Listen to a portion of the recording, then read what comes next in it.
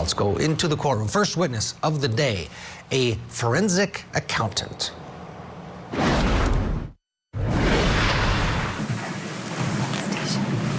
morning, Judge. Morning. Good morning, ma'am. Morning. What, ma'am, is your name? Brooke Carrington. Is that spelled Karrington? Yes. What do you do for a living? I am a forensic accountant. What is a forensic accountant? Well, it is based on accounting, but it takes it some extra steps. Further than that, I look for a lot of the source of funds, the disposition of funds, what the transactions really mean, more than just the balancing of transactions and getting to a black and white number at the bottom. I try to understand more of the landscape and more of why things make sense and why they don't in the financial documentation that I look at. More of a narrative?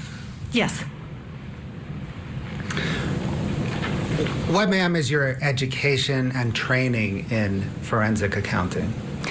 I've been at this for 38 years, and I have a bachelor's in English, I have an MBA, and I have several certifications that support that.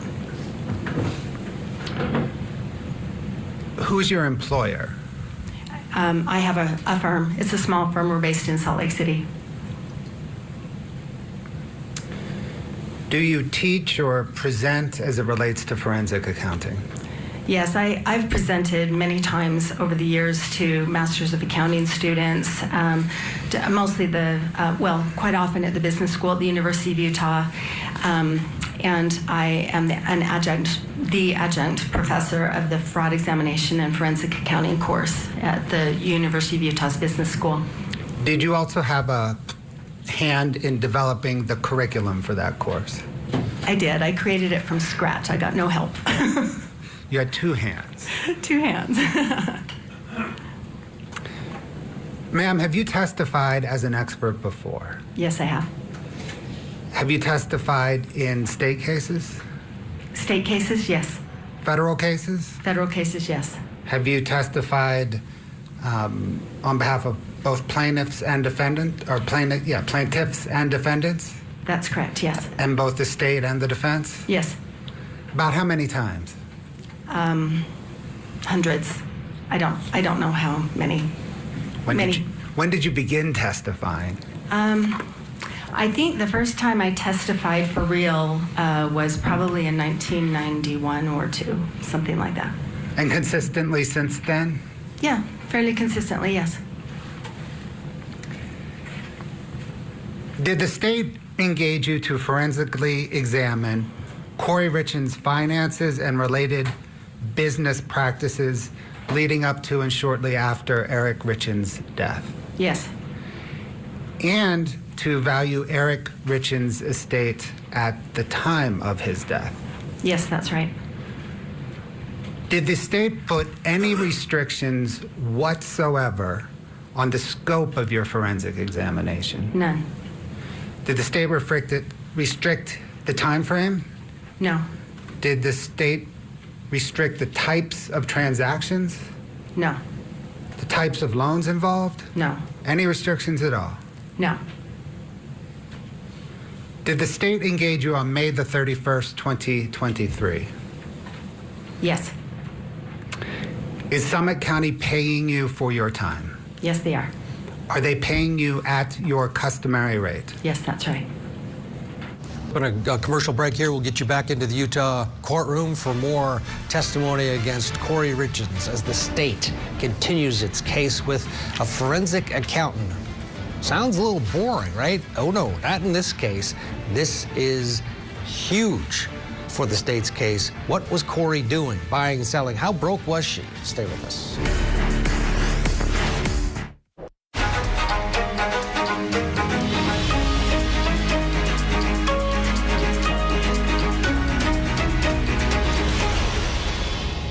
Welcome back to Court TV Live. I'm Ted Rollins. We are in Utah for the murder trial for defendant Corey Richins. She faces a potential life sentence if convicted of killing her husband Eric, who died from a lethal dose of fentanyl back in 2022. In the months after Eric's death, she wrote the book about dealing with grief. Prosecutors say she masterminded the whole thing. Why? Because she was broke. Why was she broke? Because she was flipping houses and losing money. She was also having an affair, they say, with her handyman. On the stand now is a forensic accountant who's going to tell the jury exactly what the financial situation was for both Corey and her husband at the time of his death. Prior to the state engaging you, did you perform forensic accounting work for the estate of Eric Richins? Yes, I did. What accounting work did you perform for the estate of Eric Richins? As I recall, most of the focus at that time was the use by Corey Richins of the estates, the family money, and particularly the home equity line of credit that she had taken out against the home where the family lived. Did there come a time when you stopped working for the estate of Eric Richins? Yes. When was that? Well, I began working for them when Corey Richins had filed a lawsuit against Katie Benson as the trustee of Eric's estate. And so that was the very end of April into May of 2022. And then I worked throughout that summer. And then at some point, the estate got new attorneys. And I had a Zoom call, maybe two, with them to kind of get them up to speed. And then after that, I didn't have a role in the case. I recall maybe they asked me for some follow-up to clarify some of the work that I'd already done. So it's really hard for me to determine exactly when I stopped working, but by the fall of 2022, I was done. I did have some additional kind of follow-up stuff. It's kind of a cloudy answer, but that's my best guess. Did the estate of Eric Richins pay you approximately $14,000 for your services? Yes. After they paid you, did you have any further interaction with the estate of Eric Richins? No.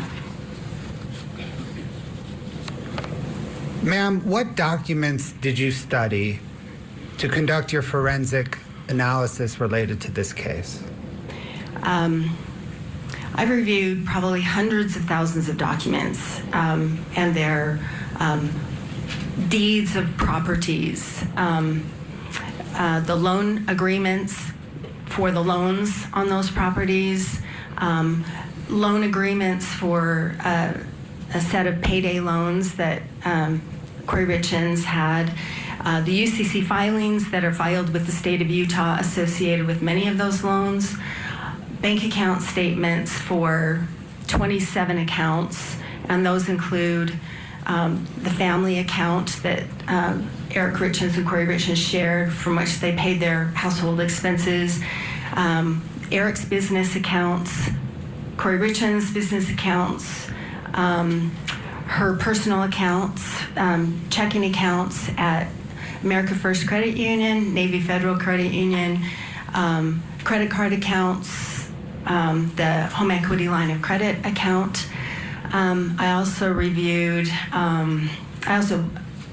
were we just talking documents? Yeah, let's continue with documents. Did you review any emails?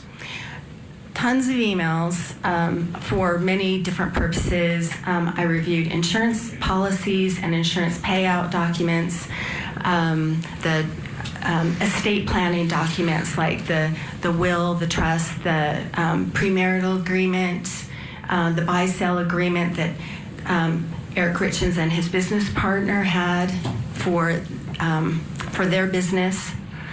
I've reviewed the real estate purchase contracts, the REPCs, for most or all of the properties, specifically the 12 or 13 on the big Midway house. Okay. Did you speak with anybody Did you speak with anyone as part of your analysis? I did.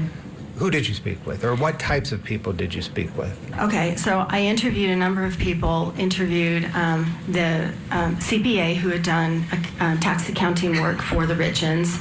I interviewed the realtor, Mike Momrose. I interviewed the insurance companies. I interviewed bank representatives. I interviewed lenders.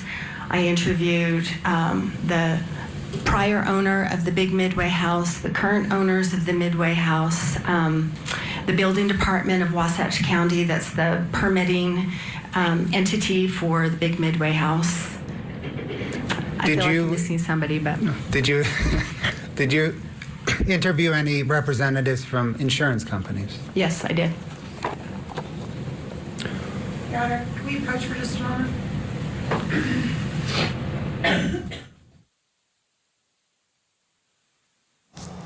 All right, we'll get a break, but first, Claudia King is watching along with us, former law enforcement officer.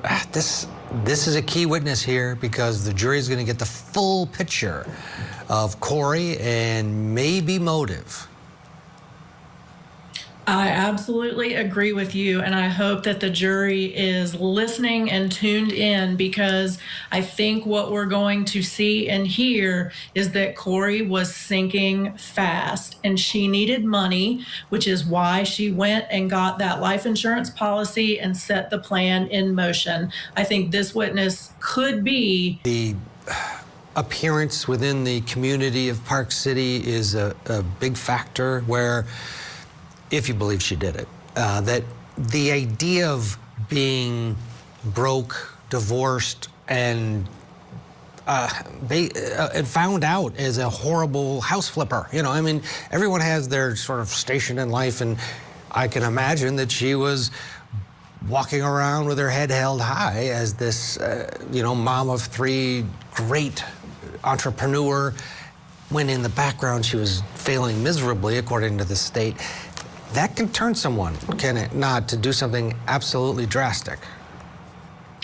Absolutely. I used to live in a small resort town just like Park City, and people there are very gossipy, and everybody knows what's going on in everybody else's business. And especially when you are a local business person, people are looking at everything that is going on in your life. And so I think that could have factored in to how she felt, that she didn't want to walk around as that failed business person, divorced, single mom. It was easier for her to think about walking around as the poor, sad widow.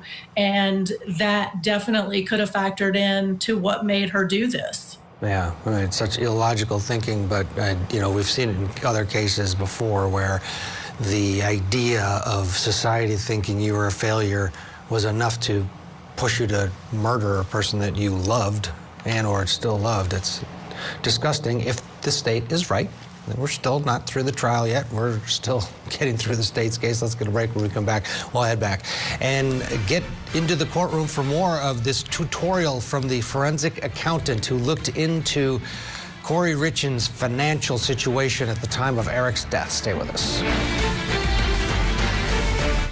Weeknights on Court TV. I'm Vinny Politan. Welcome to Closing Arguments. We have a big hour ahead here.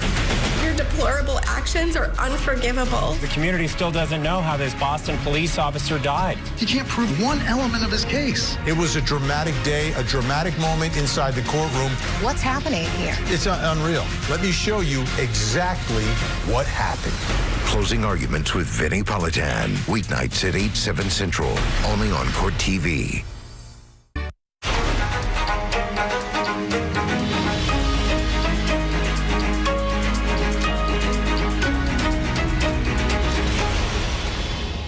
Back to Utah, day 7 of the Corey Richins trial. She's accused of poisoning her husband, Eric, with fentanyl, then writing a children's book on grief in the wake of his death. Let's go back into the courtroom. More from this forensic accountant on the witness stand.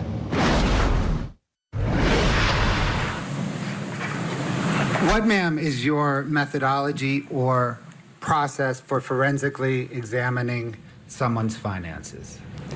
My process usually begins with the bank account statements, because that tells a lot about a business or a person, and helps me understand the landscape of things, and helps create a narrative, because those are the things where it tells me the source of funds, how much it is, how often it comes in, how it's used. And you think about someone who has young kids at home, their expenses are going to look very different than people who are later on in their life. And so it describes a lot. And then also what's left over at the end of the month, and what things look like over time. And that helps me understand then. I get to know an account specifically, and I get to know what's typical in that account, and then therefore it helps me understand what is atypical, so what's not typical. And it also helps me understand the different points along a chronology about what happened when, and that is also very informative. Does that inform the narrative that you referenced? Yes, it does. Let's please now step through how you apply your methodology in this case, okay? Okay. Did you apply your methodology in this case by first analyzing Corey Richins' bank accounts? That was my beginning point, yes. What bank accounts did she have? She had her business account for Corey Richins Realty, and that's at America First Credit Union. And we refer to the the bank account number by the last four digits, just for brevity, 6577. And then she had a personal checking account at America First Credit Union that's technically a joint checking account. It was opened about the time that Eric and Corey Richins got married. Over time, I can't see any indication that Eric ever even used that account. So that's what I refer to as Corey's personal account, 5244. Her Navy Federal Credit Union account, there's just, there's a line of credit there and a checking account. The checking account especially is one that becomes important. The family account at America First Credit Union, that's where the household expenses were paid. It's a joint account. 2204 is that one.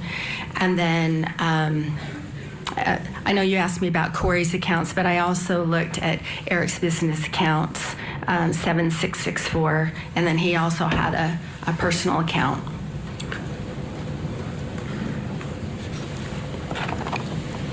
Let's go back to Corey Richins' accounts. Okay. You mentioned business accounts. To analyze her business accounts, did you first have to understand her business? Yes, that's helpful. Scott, can I get 4-4, please?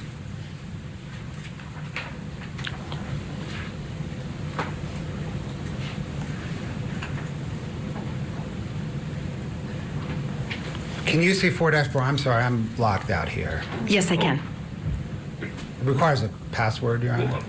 No problem.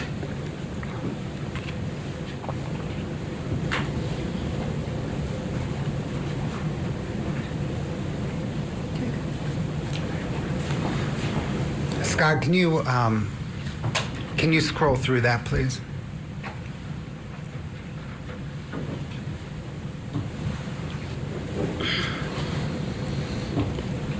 Ma'am, do you recognize this document?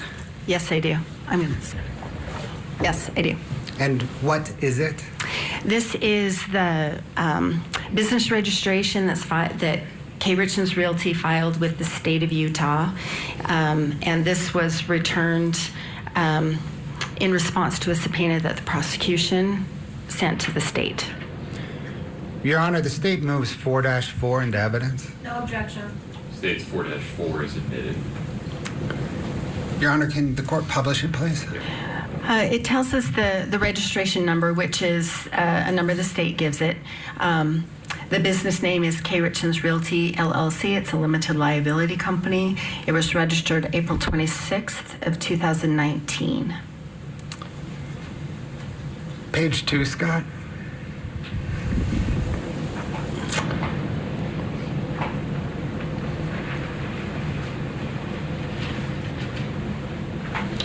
What, ma'am, does this page tell us? Well, it repeats the name of the business, Corey Richins Realty. Article 2 shows that it's in the business of selling and buying real estate. Did you investigate kind of what part of the selling and buying of real estate business Corey Richins was involved in? Yes. What part? Well, she's a licensed realtor, but mostly she's in the business of buying and selling real estate for the purpose of fixing and flipping it. So buying a home, remodeling it, rehabbing it, and selling it. If you could look down at Article 3, what information does this provide? This shows who the registered agent is, and that is Corey Richins and the 282 Willow Court in Kent. Need a break? Back after this. Stay with us.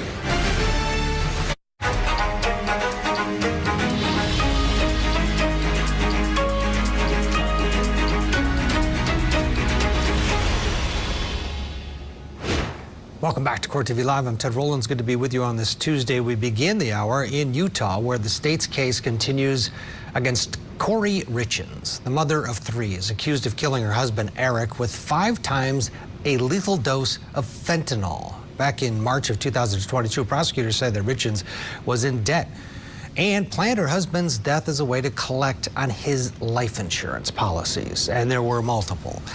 The defense says Eric Richins had a drug problem, and that's what happened. He accidentally killed himself with fentanyl through a THC-laced gum.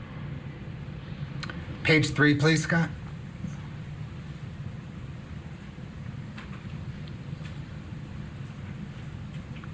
What does Article 4 tell us? Article 4 is the section where the members of that company are listed, and this lists Eric Richins at the family home.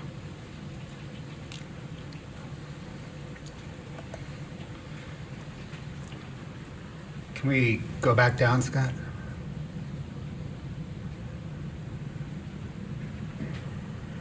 Next page, please.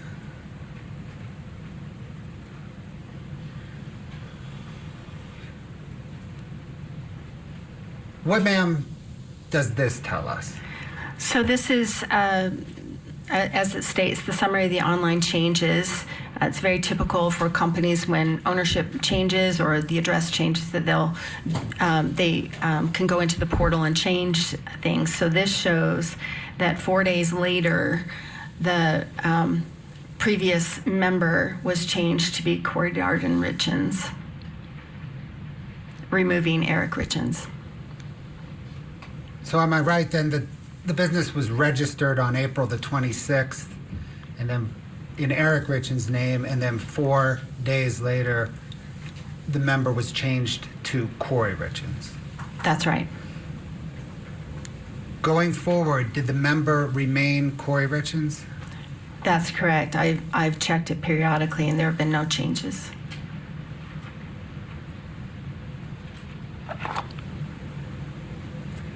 Thanks, Scott. Ma'am, what in terms of financing and accounting is an alter ego? An alter ego is where there are a couple of businesses or a business and a person that are so related that they're indistinguishable. And that can be the commingling of funds, or one relies so heavily on the other for capitalization. There's such a sameness that there's no distinguishing one from the other. Did you analyze the relationship between Corey Richins and Corey Richins Realty to determine whether there are any indicators that they are alter egos of each other? I did. Are there any indicators? There are many, yes. And what are they? The use of funds, the transfer of funds between the business and the person assist each other. There is a sameness, the same addresses are used, the same accounts are used. The business account is primarily for business, but there are many personal expenses that do appear there. And so, and the capitalization for the business squarely comes from the acts of Corey Richins. When analyzing Corey Richins' business and personal accounts, what first struck you? Well, I usually take a first pass and just to try and absorb things. And when I got to October of 2021, there are many transactions that didn't clear the bank. Either they didn't clear the bank without a fee. Some of them were overdrafted and paid by the bank, and some were just returned non-sufficient funds. Most of us know that as NSF. And the account was perpetually in the hole. Even though there was money coming in, it was going out at a very exhaustive pace. And then let me stop you there. We'll unpack this bit by bit. Okay. Scott, can I get 5-106 Delta, please? Ma'am, do you recognize this document? Can't see it. My apologies. Yes, I do. Did you prepare this document? I did. What material did you use to prepare it? This is drawn directly from the Corey Richins Realty account 6577 at America First Credit Union.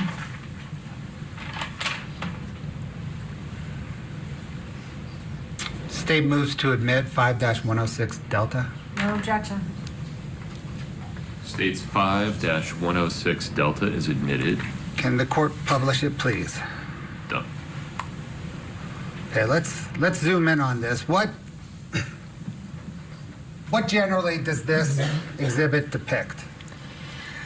So this is just the overdraft and non-sufficient funds transactions for each of these months, just in that one account. And so I started in January of 2021, and this follows through March of 2022.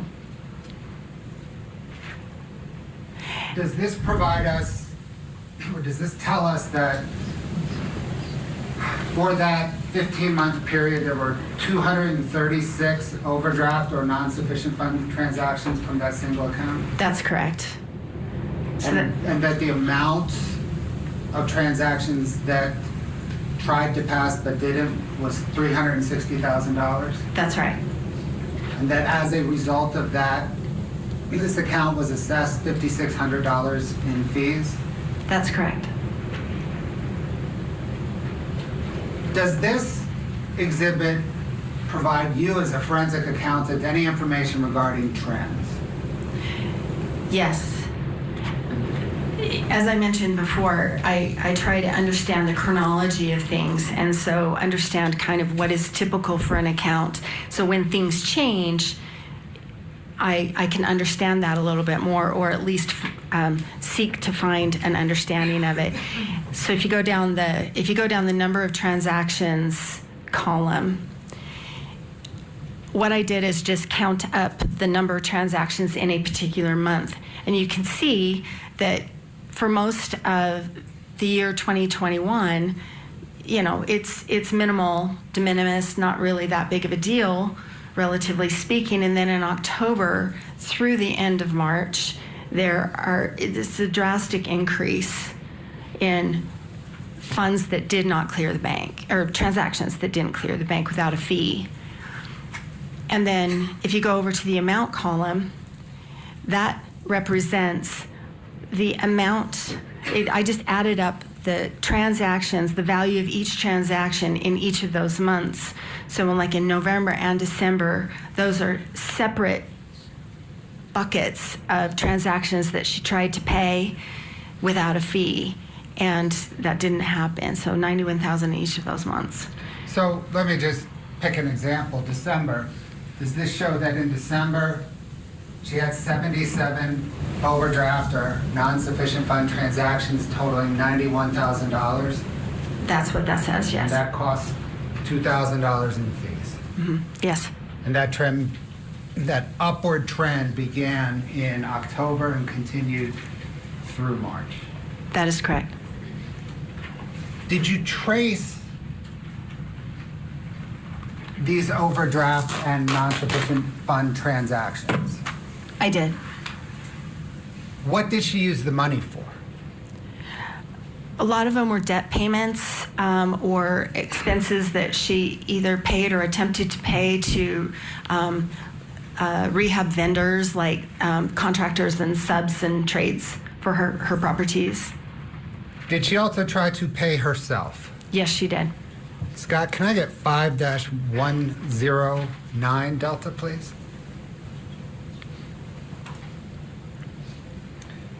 Ma'am, do you recognize this document? Yes, I do. Did you prepare it? I did. What material did you use to prepare it?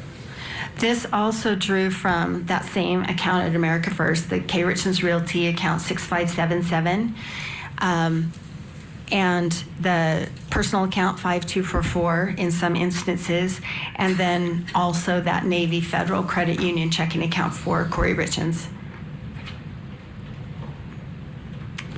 The state moves to admit 5-109 Delta. No objection. 5-109D is admitted. Okay, can we go in, Scott, please? Zoom on that, yeah, that kind of left-hand block. Perfect. What, ma'am, does this depict? They are pairs, and so on the left hand, these are the checks that Corey Richins wrote from her Navy Federal Credit Union account to herself and deposited them into the America First Credit Union accounts, and they were returned unpaid. They bounced. So does this show that Corey Richins wrote approximately $60,000 in checks to herself beginning in August of 2021 through May of 2022 that bounced? That's correct. And she wrote them from a checking account that had a balance of either that had a balance that ranged between negative $51 and $29? That's right. So taking the December 23rd, 2021 line as an example, does this show that on December the 23rd, Corey Richins wrote a check from her Navy Federal account for $10,000, deposited that in her America First Credit Union account at a time that she was $51 in the hole on her Navy account? That's correct. She wrote two of those checks, the one for $10,000 and then the next one for $4,000. Got it. Then there was another $10,000 the next day, right? That's right. Thanks, Scott.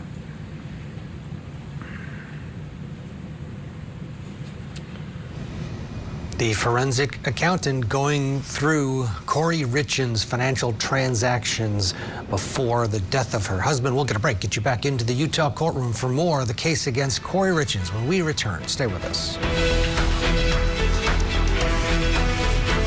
This is the story of the Richins. Eric, a father of three, met an untimely end, and Corey, his widow, wrote a children's book on grief. She's also charged now with his murder. He was faced with betrayal and terror. I know her innocence. Is their story a tragic romance? Or a twisted tale of grief? The truth will come out. The Grief Author Murder Trial. Live coverage weekday mornings, 8/7 Central on Court TV.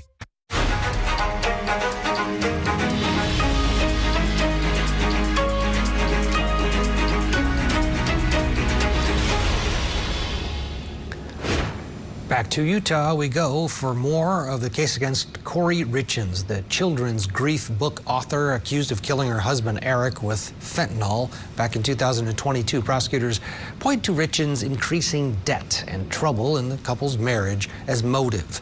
The defense said Eric had a history with drug abuse, and that's what happened. He accidentally overdosed. Let's go back into the courtroom now. We've been hearing from this forensic accountant detailing Corey Richins' financial situation. Thank you, Your Honor.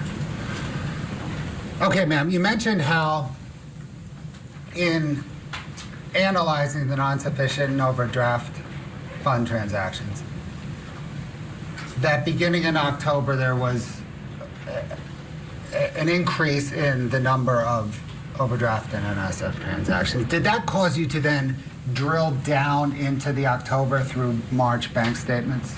I did, yes. Scott, can I please get 5-29 Delta?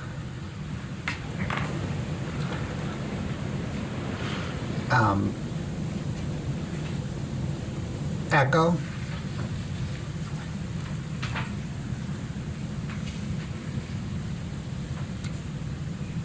Foxtrot. Golf. Hotel.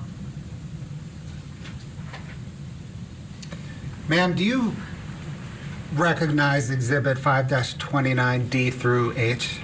Yes, I do. Generally, what are they?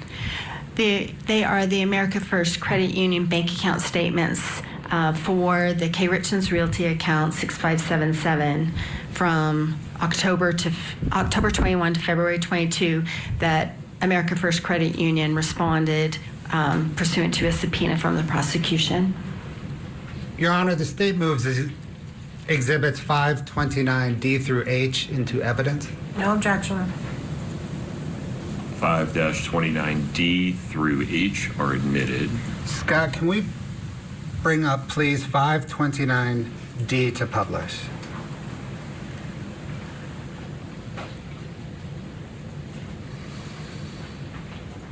Ma'am, for those of us whose spouses handle the banking, what are we looking at? This is a bank account statement. What I'd like to do is, well, did you analyze this bank account statements and the others to, or did you analyze them? Yes, I did. If agreeable, can you maybe grab, there's a hand mic up there.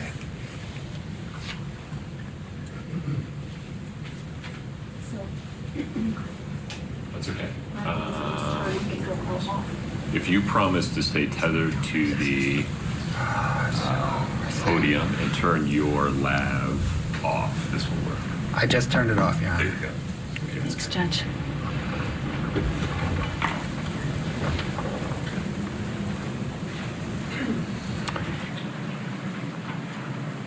Ms. Carrington, what I'd like you to do, please, is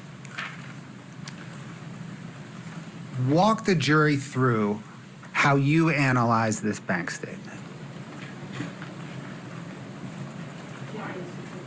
Oh, we have a pointer.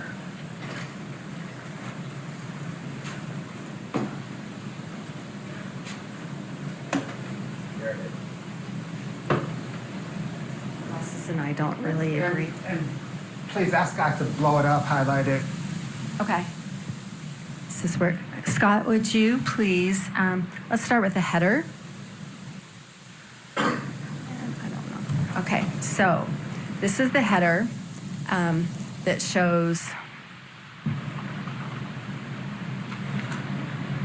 Scott, am I doing this right? Yes. Okay, this is the header. So this will show the owner of the account. This is Corey Richins Realty, LLC. This is that P.O. Box 759 in Camas that we talked about. And then this is the account statement for October 31st of 2021. Here's the account number 6577. And then this section below is the summary account, the summary of the account. So there's a share savings that is reported on this bank account statement along with the checking account. And it shows at the end of the month, these two accounts were in the negative $1,684.75. So this is that same month that we've just been talking about. And so then I would start to look at the transactions. So Scott, can we do the body, please? Maybe just the checking is fine. Okay, so what happens here is we have the posted date. The effective date is like the date of that the transaction came through, and then the posted date is when it is posted to the account. So you can see in the body here under the description, some of them are very descriptive, and you can tell who the payee is. That's the entity who receives the money on this transaction. Some do not. They say bank-to-bank transfer, and we'll go back to that in a little bit. And then you go over here to the transaction amount. I'm just going to skip it. Excuse me. You go here to the transaction amount, and these are negatives, meaning they're paid out of the account. And if they do not have a negative here, that's a deposit into the account. And then on the far right is the running total balance of the account. Sorry. I have it. Did you? Oh, thank you. Okay, Scott, can we go to the next page, please?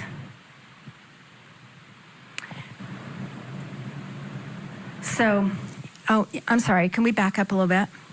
Back to the first page, transactions. Sorry. Okay, so this part here, down here,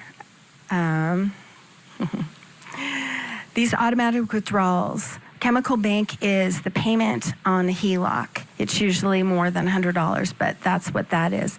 And then the Delta Bridge, Blue Bridge, Fairmont, and Zahava are going to become familiar names. Those four I could see posting on October 1st. And then, Scott, could we please go to the second page? Let's bring in Marie Pereira. She's watching along with us. She's a former prosecutor, criminal defense attorney. Marie, what stands out here? What is the importance of this witness for the state? It's all part of the motive. The motive was she was broke and she wanted his money, and plus she had a sneaky link. We haven't heard about that completely yet. I'm very excited to hear about that part. But when you look at a person's spending patterns, it shows you what is on their mind, what's important to them. How responsible are they? And from what I'm seeing, she was broke as hell. Everything was going into bounce check status. And it really helps the state prove that she had every reason to try to get rid of him. It's part of the circumstantial evidence necessary to show motive. Motive you don't have to show as a prosecutor, but you really, as a storyteller, need to show motive in order to explain to the jurors why this young woman with 3 beautiful children, a handsome, successful husband, and we thought she was successful too, would plot to murder her husband. So she's a key witness and quite compelling too. Yeah, she knows her stuff, that's for sure, and is, yep. She's not overly heady or nerdy. It's easy to follow along with her. At the end of the day, is it more important from the state's standpoint to create this story and narrative in leaning into the financial stuff or the cheating? Which do you think human nature is going to, as a juror, from a juror standpoint, lean into more or react to more? Someone who's broke and losing money hand over fist, as it seems as she was. And we all know how that ends. It's a horrible ending because at some point you can't continue to move money around. It comes crashing down. Or having the relationship with the handyman. You know, you're speaking to the cheatingologist. I'm the cheating expert. I've been married to 3 cheaters in the past. So you're asking me to choose between a cheater being a potential murderer or a broke person being a potential murderer. I say it's 50-50. When you add the 2 together, it will create a situation where she could be convicted. Because not only were you broke, you didn't love your man, you had a whole other man. Let's wait until we see what he looks like, the side man, not side woman, side man, and see how fine was he? Did she really fall in love with this guy and want her husband out of the way? And plus, she wanted money too? It could be a situation both have to be present to support the motive. Because at the end of the day, it is still crazy. 3 beautiful kids, young people, successful. You could cheat, take the money, and not murder your husband. That's what I tell everybody. You could cheat and not murder. Yeah, or get divorced and not murder. That's a lot easier path. Let's get a break. When we come back, we'll head back and pick up more of this accountant on the stand detailing the finances of these two before Eric's death.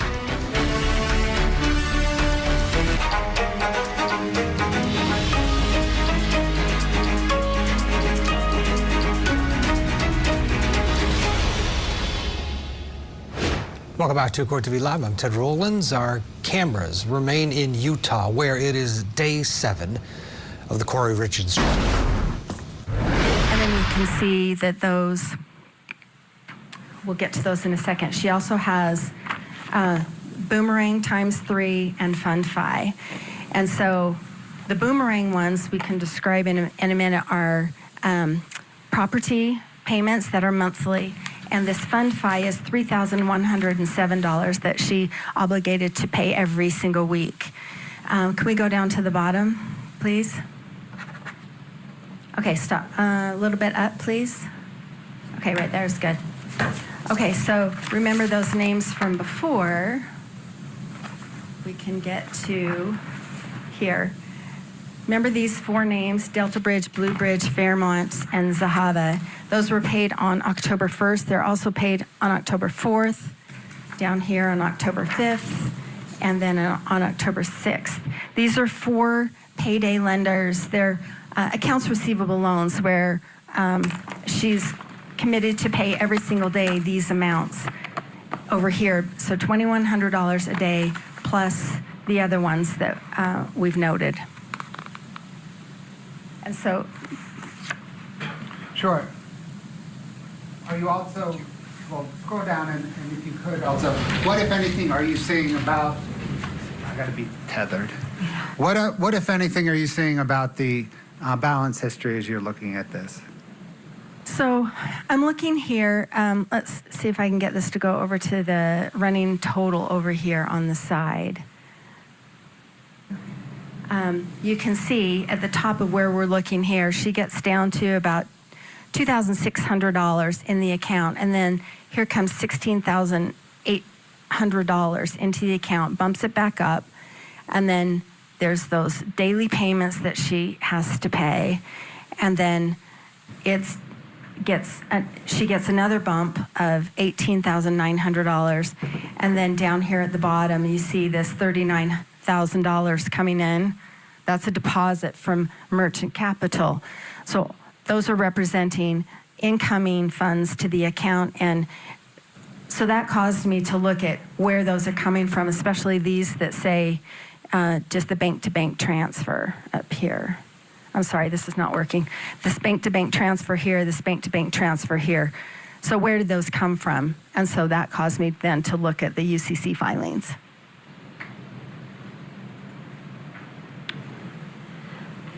Scott, can you go to the next page, please? Does that trend of automatic withdrawals to service debt just continue throughout the month of October? Yes, it did. You can see, again, the same devices, and I don't agree. I'm so sorry. Okay, you can see the same payments here. Then she's added a few. Here's the Advantage platform is a new one. And then you go down here, Fund Fi Merchant is a new one. Greengrass Capital is one that she's been paying for a while. And this one will be significant. Kind of put a pin in this one, $5,438. So she's got all these others that are daily payments. Fund Fi and Greengrass Capital are weekly payments. And so what I started to do was calculate how much were these debt payments and who were these lenders, what are these loans? And so she's obligated herself on these, the consistent for of $2,100 every day. So that's about $10,000 a week. And then she adds the Fund 5 for $3,100 and the green grass for $5,438. And that's every single week she has to come up with that money just to stay current and avoid default, because the default clauses on all of these, they're already starting at high interest rates. But if they go into default, the interest rate almost doubles. And then, ma'am, what else as we go through? We can just go down, maybe, Scott, to the end of the statement. Just scroll through so we can look at the balance history. What is the balance history, if anything, telling you? Well, the balance history fluctuates greatly, right? And it hovers into the low figures, and then it goes into the negative. And then this is what I'm talking about, where you see here, like on, starting on about October 13th, these start to be overdrawn, and they were paid initially. And then you look over here at the account balance, it starts to go into the negative. And so then that, if you, let's go to the next page. Just maybe start at the top. And so then you can see here that the top ones were returned. They incurred a fee. She's got a little bit of money coming in, but not much. And then can we scroll down, please? Then this just really caught my eye, that something obviously was going on at this time. Here she's trying to pay for business expenses, for debt payments, a couple of personal expenses, and these are all being returned, and she's $6,000 in the hole at the end of this page. Could we go to the next page, please?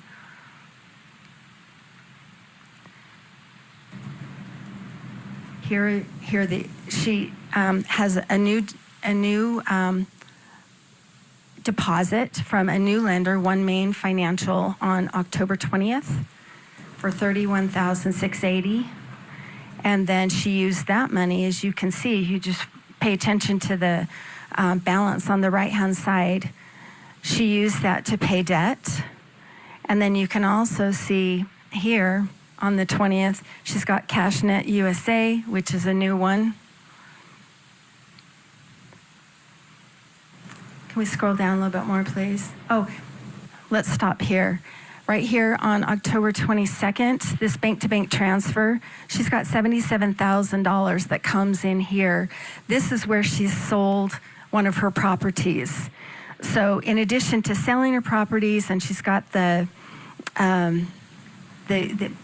accounts receivable loans, the payday loans, she has money coming in, but then I started to look at the velocity, how quickly, how long did that money last? And so if we keep, next page, she pays for some rehab expenses for painters and things like that. She's managing the business using some of her revenues from her sales of properties, but then she's also incurring more and more debt because it's not enough. And you can see here on October 27th, she's got a new one for QSF Capital. And this payment, so there's QFS Capital. This lender gives her the income in stages. And then you see down, Scott, can you highlight October 27th, where QFS Capital, down, that one, please? The $1,689.75. And that's a payment that she needs to pay every day in order to stay current on that. So that's on top of the other loans that she already has to pay. You can see down on the 28th, the very bottom line of this screen, on October 28th, you can see another payment right there for QFS capital of $1,689.75. And so then back to my process, I start to look at this and try to understand where this money is coming from, who these lenders are, where the money is going to, and what's the end game. Perfect. Let me take, I'll take.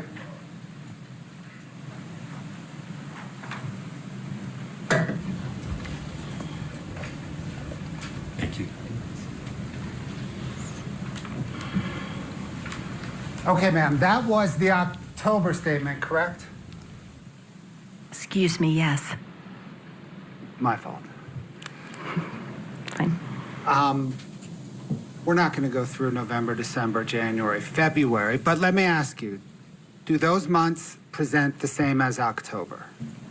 Yeah, in the fundamental nature, yes. And by fundamental nature, do you show that, or do you mean that she had similar debt service throughout that time period? Similar, yes. I mean, there are changes, of course, but yes, the same fluctuations in the bank account, the same adding new lenders consistently, and using a lot of the new money to pay for debt. Do those other statements present the same low balance history? Yes. Does she deplete, whenever she receives funds into the account, does she deplete them with similar velocity? Object to leading. Overruled. Yes. So you just said that analyzing this statement caused you to caused you to next analyze her debt. Is that right? That's right. Let's turn there, please. Scott, can I get 5-13 Delta? And I think there are 4 pages. If you could scroll through them, please. 5-113.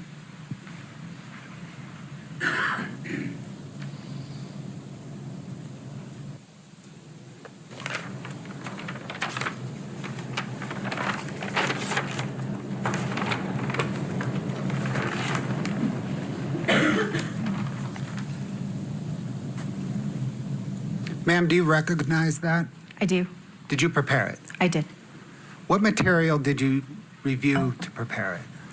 So this was a combination of the bank account statements, the loan documents for the accounts receivable payday loans, the credit card accounts, her lines of credit at different banks, and the home equity line of credit. Your Honor, the state moves to admit 5-113 Delta. No objection. 5-113D is admitted. Can we please publish the first page?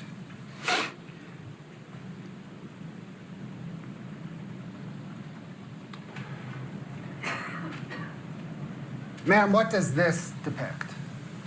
So in that same time period as before, starting in January of 2021 through March of 2022, the total debt she owed on real properties, the credit accounts, the credit cards and her lines of credit, and the account receivable loans, the payday loans that we've talked about. Does this show that on March of 2022, she owed $7.5 million and was paying approximately $80,000 a month towards that debt? That is what that shows, yes. Scott, can we split screen, please, Delta with Foxtrot? Which Foxtrot? 113. $7 million in debt. Marie Pereira, seems like she's drowning. I don't know what to say. I'm taking notes. And I said she's an LBH, a low balance history kind of girl. paying $80,000 a month in interest, $7.5 million in debt. That gives her all of the reason to try to get rid of her husband. This is what the prosecutors want. And I was thinking to myself, they should do a split screen and he just... A line graph that uses the information from the chart. And go ahead. Sorry. The orange line along the bottom is the total debt paid, and then the blue line above is the total debt owed. And this is for, again, all the real estate, all the lines of credit, credit cards, and the payday loans.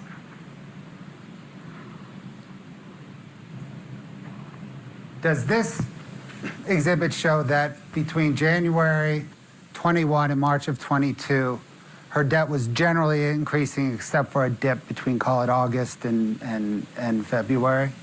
That's correct. And that whole time, the amount she was paying to service that debt remained generally the same except for a blip in April of 2021? That's right. Scott, can I get page 2 of this exhibit, please?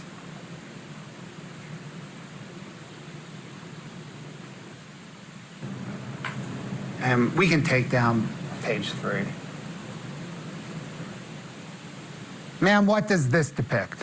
This is that same concept. I just wondered if we might want to discuss this without the real estate. So this is just the loans, the lines of credit, the credit cards, the payday loans, and yeah. So I've just taken out the loans on the properties.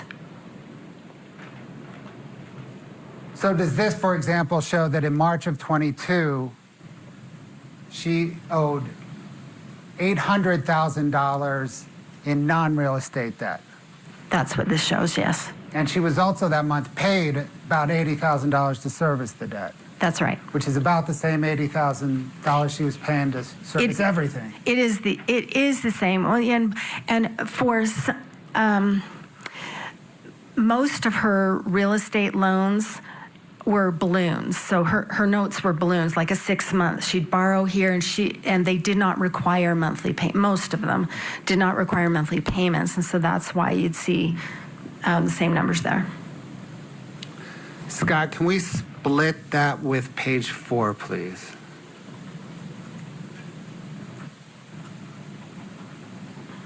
Is this again then the graph of what's on the left-hand side?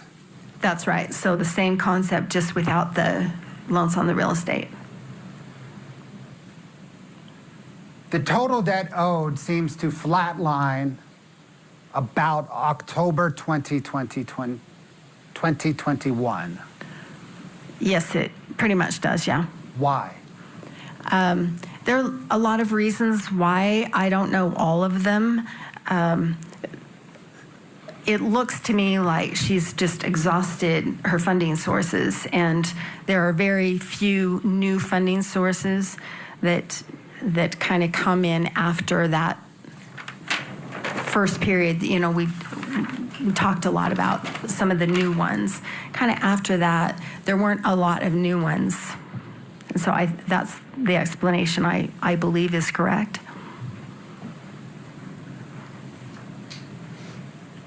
Thank you, Scott.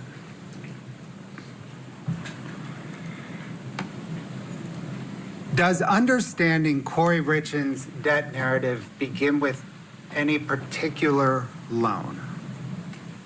Yes. What loan? When she started her business, the home equity line of credit that was taken out in March of 2019. What is a home equity line of credit? So it is a loan, but the funds are held and they're available for a borrower to draw from as needed. So it could sit there just as an open line of credit and not be used. And it's based on whatever equity that someone has in their home. And was the home involved the home that she and Eric Richins and their children lived in? Yes, it did. Scott, can I get 6-1, please?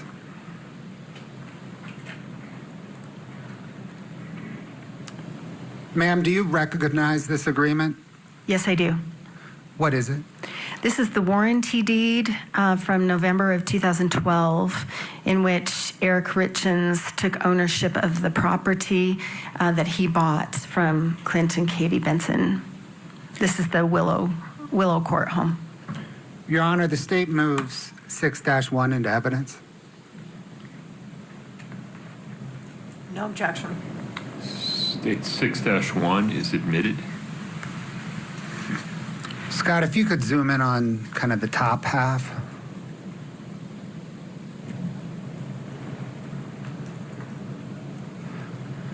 Ma'am, what information does this provide? So the warranty deed is the transfer of ownership, and so shows that Clint and Katie Benson previously owned the property, and Eric Richins is the new owner of the property. Lot D11 Wild Willow subdivision is the part of the legal description. And then finally, there's the date of November 9th, 2012. Was this the warranty deed in place on the home at the time the HELOC was taken out? Yes. Thank you, Scott. Can you please bring up 5-4?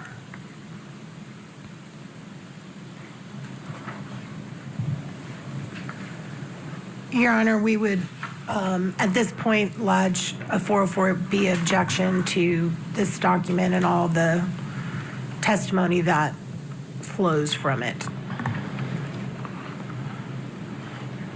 Would you approach, please? Sidebar there. We'll bring back in Marie Pereira. So her name's not on the deed of the house, yet she was able to secure this home equity line of credit, and we're going to find out that Eric was none the wiser that she had done this, either by I believe she forged his name or somehow got around it, but she's not on the deed, so she's not able to do that. This is the first time where she sort of jumps the shark and gets, now she's jumping into illegal territory, and her behavior is becoming risky. How important is that overall?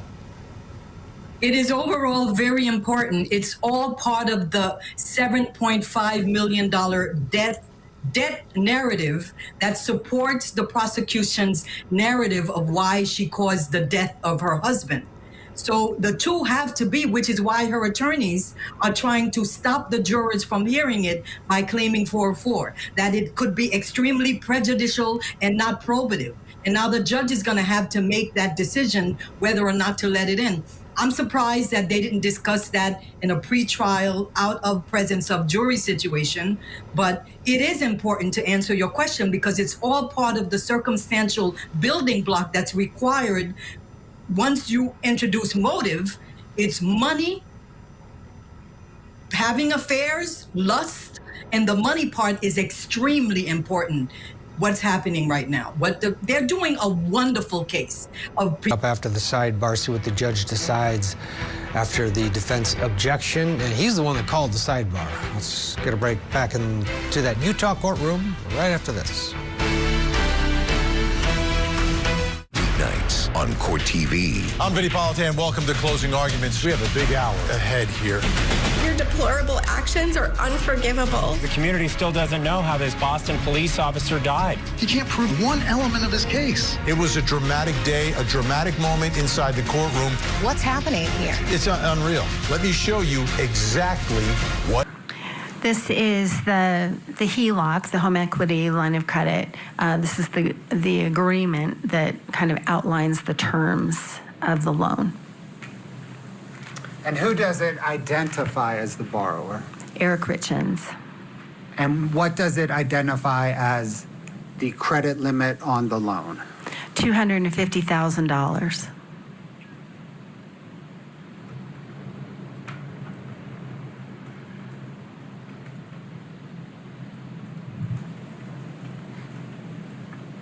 Scott, if you can scroll down, please, to the first signature. Actually, it may be the only signature.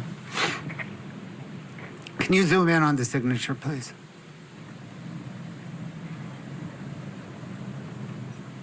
Ma'am, who does this show signed as the borrower?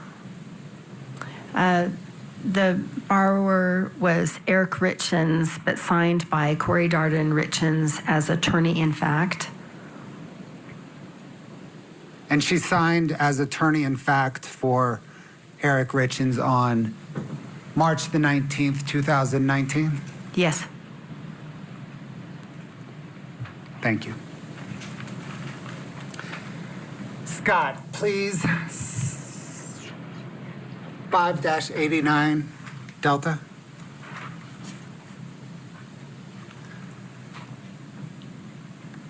Ma'am, do you recognize this document? I do. Did you prepare it? I did. What material did you use to prepare it? I used the HELOC statements from TCF Bank / Huntington Bank. Your Honor, the state moves to admit 5-89 Delta. No objection. 5-89D is admitted. Ma'am, what does this depict? So along the top are the months, every other month, but each bar represents a month, and the negative numbers indicate the balance of the loan as of that month. So, for example, on March 1st, March of 2019, there was a draw of $60,000 shortly after the loan was approved. And so that stayed at that balance for a few months. And then following that, every month I've just taken the balance of the account and depicted it in a bar. And the bars go downward because this is a negative number. It's the amount owed? That's right. And so I've got like on the left-hand side, those are negative numbers. And you can see the negative $250,000. That's the limit, the credit limit of this loan. And so you can see relative to the credit limit where the balance was in any given month. What did you determine was the balance on the HELOC at the time of Eric Richins' death? At the time of his death, it was over its limit, $254,000. Did you analyze the payments made towards this balance? Yes. You mentioned the 60 was a draw. So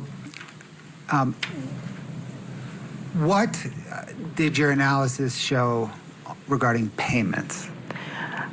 With the exception of one, the payments were interest-only payments, so the minimum payment. And then you can see in October of 2020, there's a rise in the balance. There was a $50,000 payment made in October 2020. And so that's why the balance is different there. And then by the June and July of 2021, it was at its balance or exceeding. So am I right then that but for the one $50,000 payment in October 2020, the only payments were minimum monthly interest payments? That's correct. Were you able to trace the HELOC draws to see where the money went? Yes. What did you determine? They were by and large for rehab expenses related to Corey Richins projects.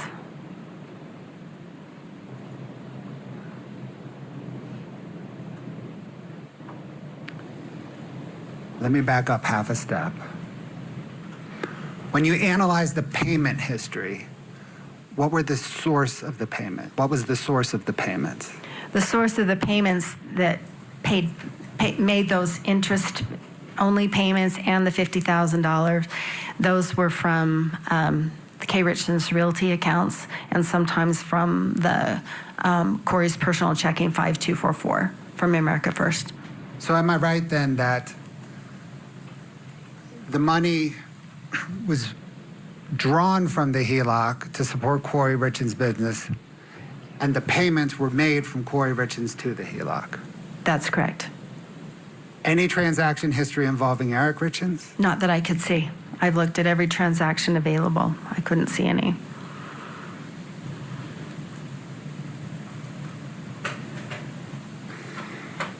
Thank you, Scott. Can I get 5-6, please?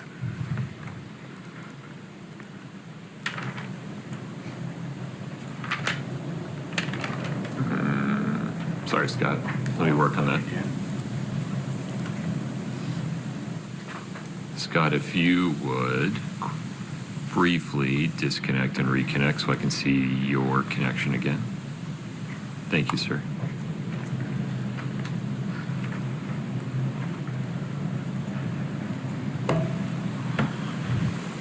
And saying that Eric Richins didn't ever pay any of this HELOC back because prosecutors say he didn't know about it. She took it behind his back. Stay with us.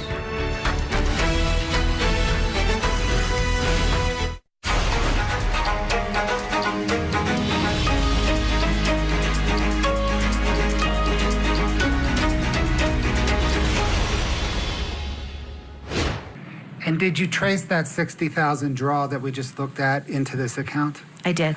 Can you please show us where it lands in this account? Yes, I think it's the second. If you can see on March 29th, there's a deposit of $60,000 into the account. Did you then trace the funds from that account? I did. Where did the funds go? Basically for rehab expenses and debt payments. Well, yeah. Thank you. Thanks, Scott.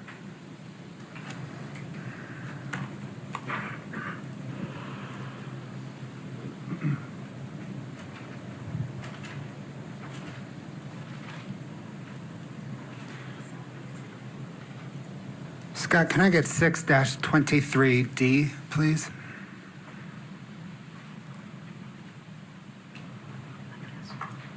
Ma'am, do you recognize this document? I do. Did you prepare it? I did. What material did you use to prepare it? I used the loan documents for the different properties, the deeds, the warranty deeds and trust deeds for the properties, the bank account statements for Corey Richins Realty and Corey Richins. I think that's it. Your Honor, the state moves to admit 6-23 Delta.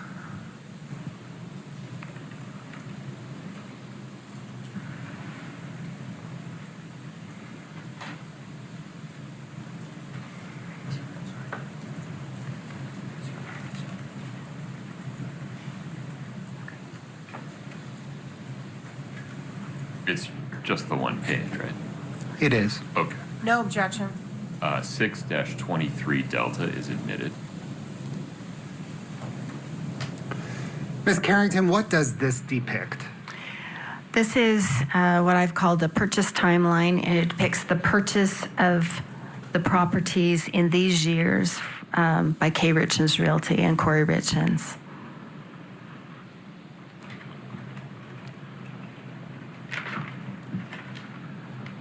What trend information, if any, does this depiction provide?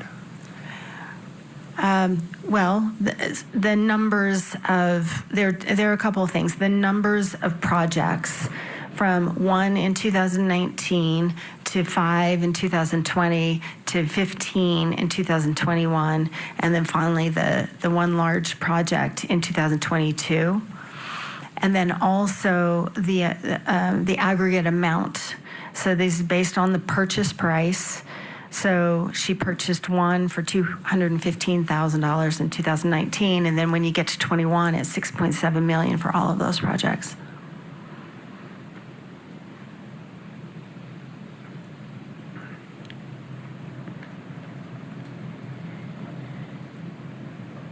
What does your teaching and training tell you about, if anything, about rapid growth in a business?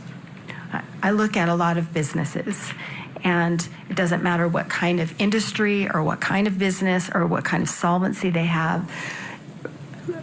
Managing growth is really challenging, and managing this kind of exponential growth is challenging for any kind of a business. And so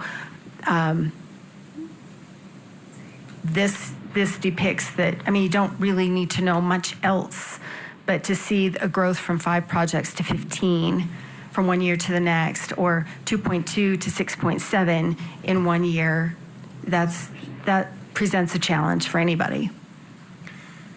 Did you analyze each of the purchases depicted here? Yes, I did. Scott, can I get Exhibit 6-24 Delta, please?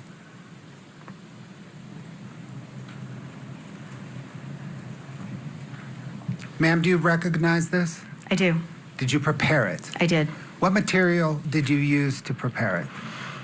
A lot of those same documents, a lot of the deeds, the warranty deeds, trust deeds. The trust deeds show or reflected of the loans. So all the loan documents, the primary lender, all the second, third, and fourth lender, position lenders that I call rehab lenders.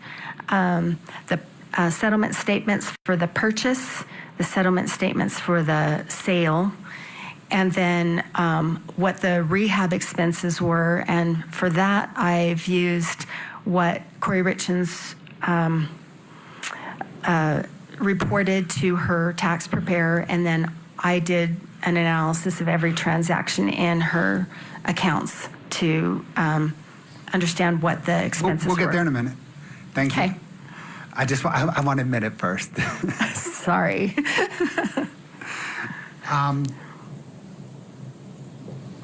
Your Honor, the state moves to admit 6-24 Delta.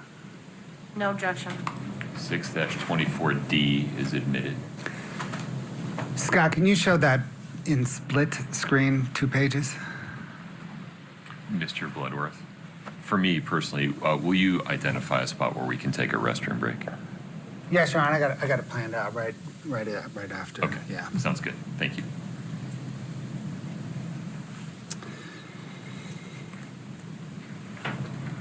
Okay. Do each of these columns, and we're going to drill down in some here in a minute, but do each of these columns vertically depict one of those transactions, one of those property transactions? Yes, each column is one property. Scott, let's zoom in on the far left column and the first property. Can you please explain to the jury what that far left column, purchase, sale, rehab expenses, depicts? Yes. So at the top, it's the 550 house. The address is 550 and 550, and it's in Heber. So it's called, I call it the 550 house. It was $215,000 to purchase. I'm sorry, ma'am. Let me stop you. I mean, interrupt. I'm one column to the left. Oh, sorry. Okay. The first section is the purchase. So that's the purchase, what she borrowed to buy it, and there were other funds that she borrowed, and then the closing costs. And so the equity in the property at the time of the purchase. Okay. And then what's the next column? The next section, the sales section? That's so when she sold it, what was the sales price? She had to repay those borrowed funds. If I knew the closing costs, I've included them. If I haven't, if I wasn't sure I had the final settlement statement, I didn't include it. And then I get what the net proceeds were at the time of the sale. So that would have been the amount that landed in her bank account. Okay. And then the bottom, rehab expenses section. What is that and how did you calculate it?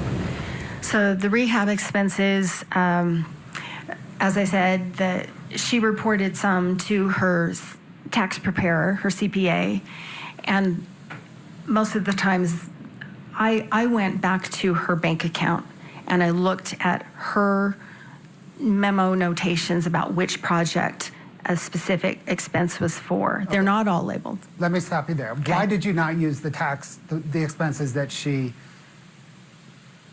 gave to her tax CPA? They were not correct. Okay. Objection, Your Honor. Can we approach? Yep.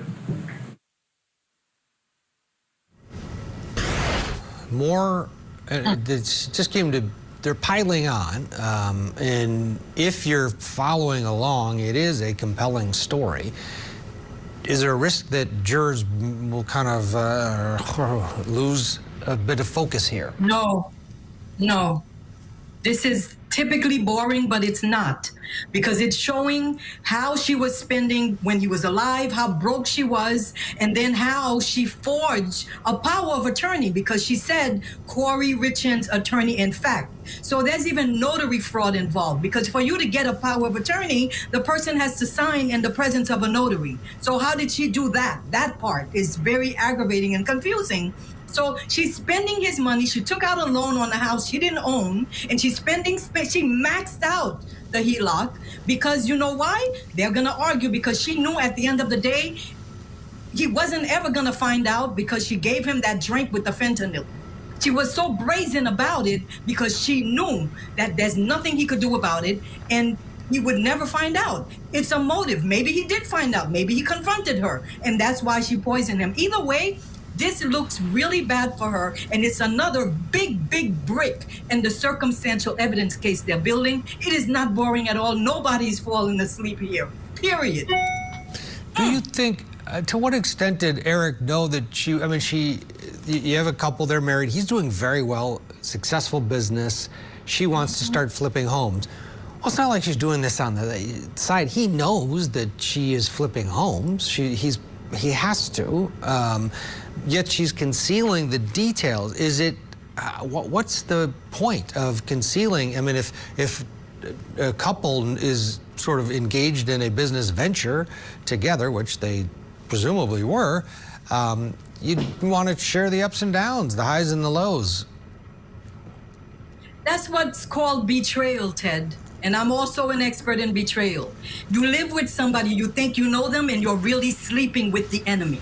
So she had all of that going on. Her business was failing, and she had him believing she was that girl, flipping houses and making money left and right, when at the end of the day, she ended up forging a power of attorney to tap into his money to continue her business. And the fact that she had the nerve to do that is going to tell the jurors maybe she had the motive to murder him too, because what was she going to do when he found out? Because eventually he was going to find out somehow that she forged a power of attorney and had the HELOC in his name, and she was spending all the money like it was hers. Yeah, I mean, obviously their marriage was not very good because she was not honest with him while she was failing, trying to come up with plans to make it work, I guess. It is fascinating. Of all the accounting recitals that we've watched here on Court TV, this one actually has you glued, because you can see. It's not boring. You're right, because every number you see her in the background manipulating and trying to, fix up a house. Yeah. You could see her chest rising. I'm a nurse. She seems to be trying to have the resting B face, right? But she's not. She's like, oh, she's reliving this chest nightmare. Is rising. Yeah, you're right. I'm telling you. I agree. Let's get a break, and we'll get you back into that Utah courtroom. We'll continue our accounting lesson and watch Corey and her chest rising, as Marie says, as she has to relive the nightmare of financial ruin. Stay with us. This is the story of the Richins. Eric, a father of 3, met an untimely end, and Corey, his widow, wrote a children's book on grief. She's also charged now with his murder. He was faced with betrayal and terror. I know her innocence. Is their story a tragic romance? Or a twisted tale of greed? The truth will come out. The Grief Author Murder Trial. Live coverage weekday mornings, 8, 7 Central on Court TV.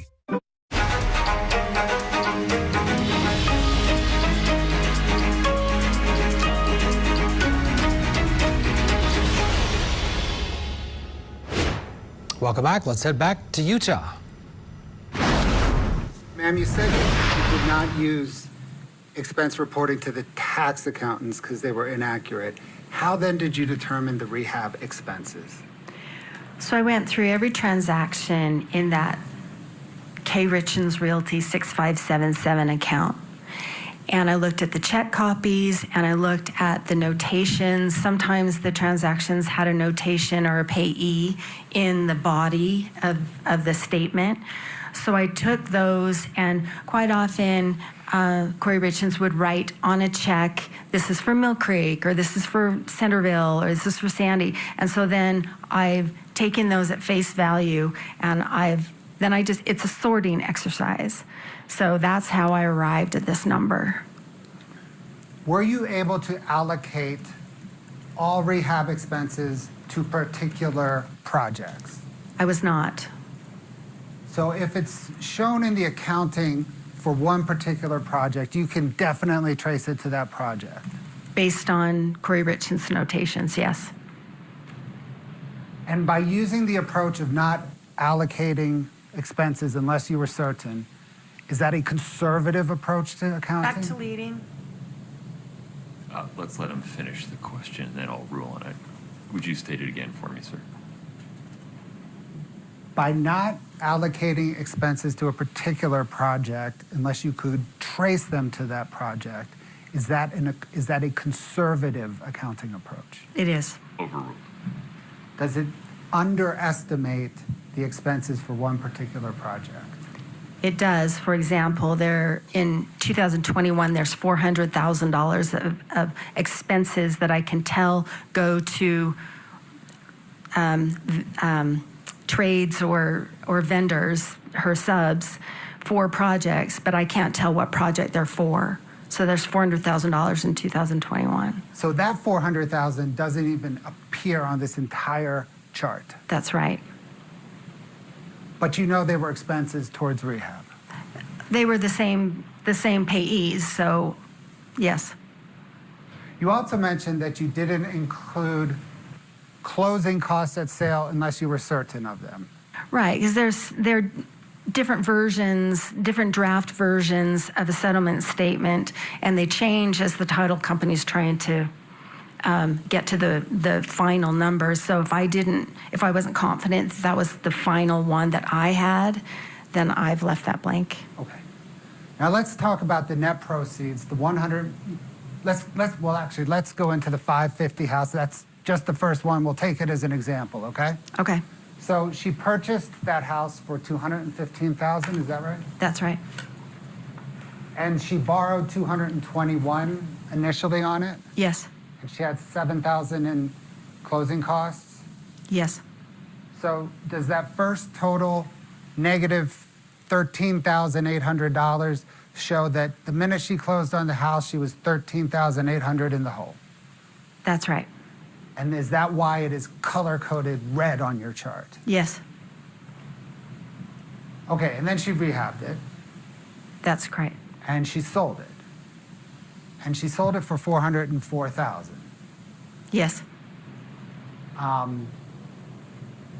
But she had all kinds of transaction costs. She had to repay borrowed funds. She had closing costs, perhaps none on this project.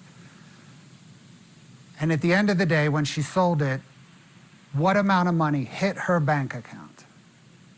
$145,802. And how do you know that?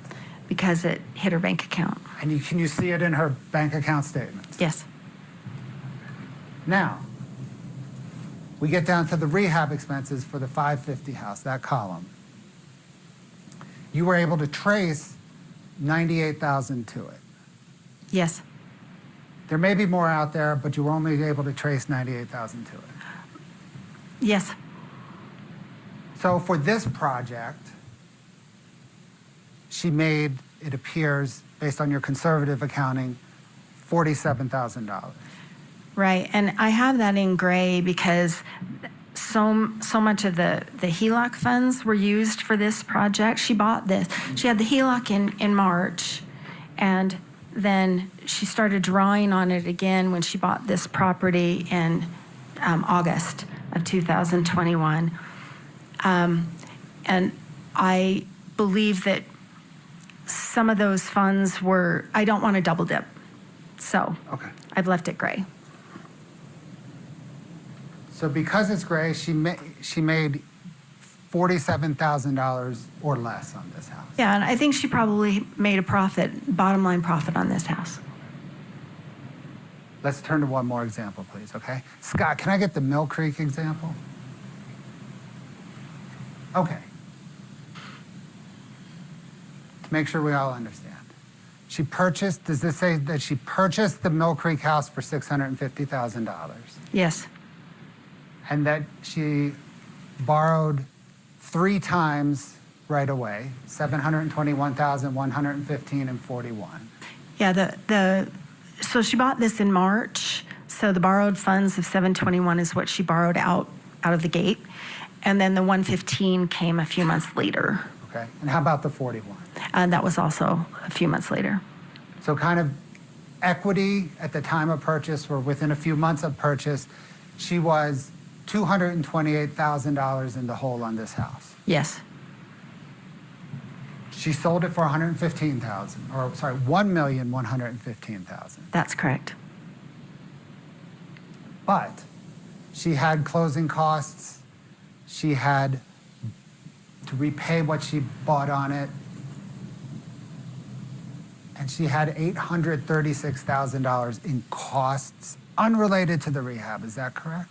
Right, that's just the loan, and you'll notice that the repayment of borrowed funds is the same amount as the borrowed funds above. Right. So I'm sorry, I can't remember exactly why I did that, but that is the interest should be on top of that. So that's a conservative amount. There should be interest payment or interest costs.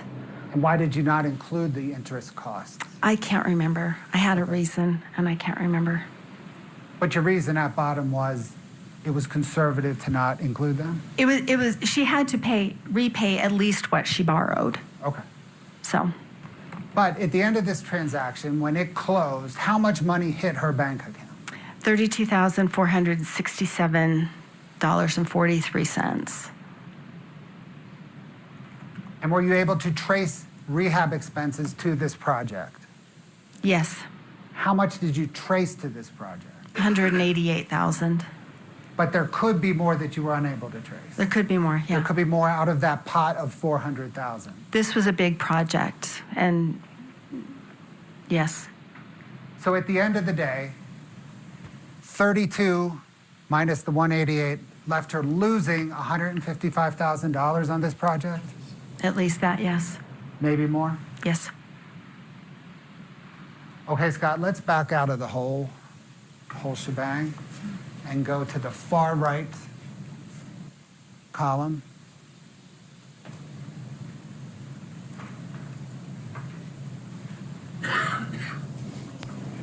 Okay, let's look at the numbers kind of off the page. There's 2 outlying numbers. The first is what does that 2.142 million mean? That is her net equity in all of these projects. So I've taken, that's a horizontal sum. So negative 2.1 million that she was in the hole as soon as she purchased the projects.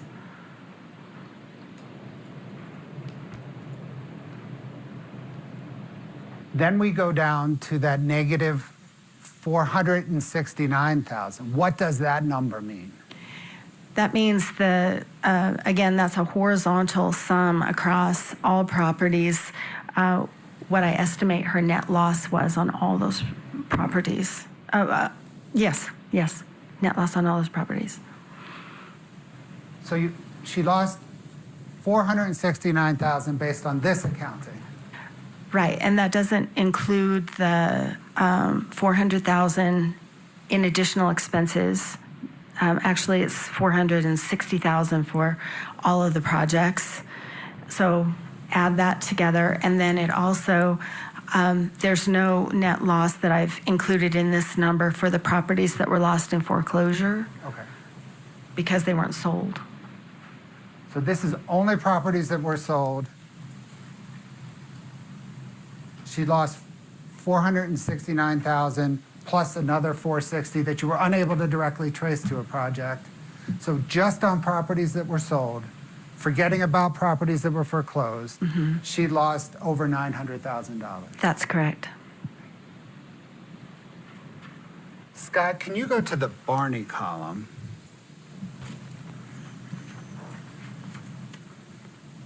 Okay. I just want to show the Barney column. I think, Your Honor, this would be a good time to pause, and we can come back and address the Barney house. Very good. Folks, let's take a break.